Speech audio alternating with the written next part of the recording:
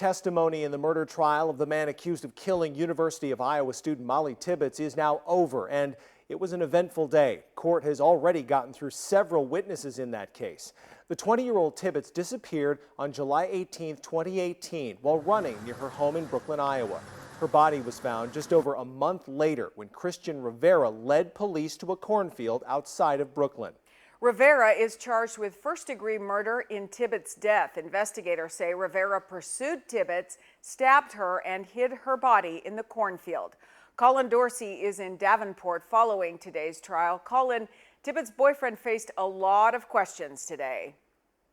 That would be Dalton Jack. He and his brother were both called to testify today as to their relationship to Mollie and their whereabouts in the days leading up to and following Mollie's disappearance. Right now, it appears the defense is trying to use Dalton and Mollie's relationship problems to poke holes in the prosecution's attempt to convict Christian Rivera of murder. Yes. During the time the brothers were on the stand, the defense brought up the troubles in the relationship, including cheating, something Dalton admitted to. The prosecution used time to paint the picture of what Rivera told investigators while he was being questioned, and that the video showed his car near Tibbetts the night she went missing.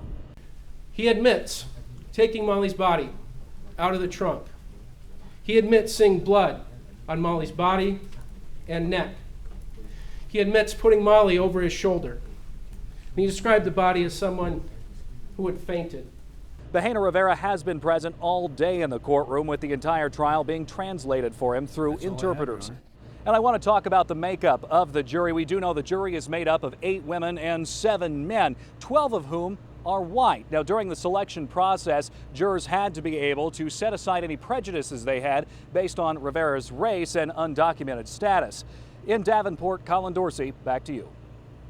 Thank you very much, Colin. Rivera's defense team deferred their opening statement until the end of the state's case. As you just heard Colin mention, one of the first witnesses called today was Dalton Jack, Tibbetts' boyfriend.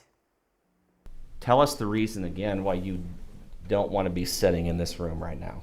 Because of the defendant being here. Okay, and why?